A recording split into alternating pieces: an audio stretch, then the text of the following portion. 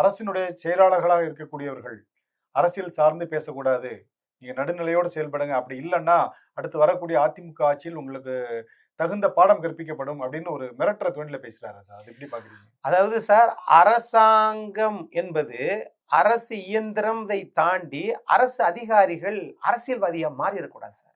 இல்ல, அவங்க ஒரு விளக்கம் கொடுக்கறதுக்கு அவங்களுக்கு ஒரு வாய்ப்பு இருக்கு இல்லையா? விளக்கம் எப்ப கொடுக்கணும்? கொரோனா காலகட்டத்துல, ஒரு பேரிடர் காலகட்டத்துல, ஒரு பெரிய சுனாமி வந்துருச்சு, இக்கட்டான ஒரு பூகம்பம், நிலநடுக்கம், மழை, தொடர் மழை, அந்த மாதிரியான பிரச்சனைகள்ல தான் சார் துறை செயலாளர்கள் பேசுவாங்க. அவங்க செயல்பட வேண்டியதான சார் வேலை. ஒட்டுமொத்த நிர்வாகத்தினுடைய தலைமையிடம் தானே சார் தலைமை செயலகம்.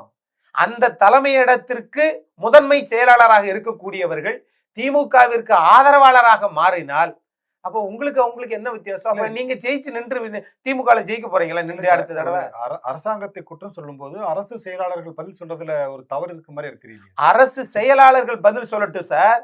ஆனால் ஒவ்வொரு விஷயத்திற்கும் செய்தி தொடர்பாளர் மாதிரி நீங்க அறிவிச்சிருக்கீங்களே 4 IAS அதிகாரிய.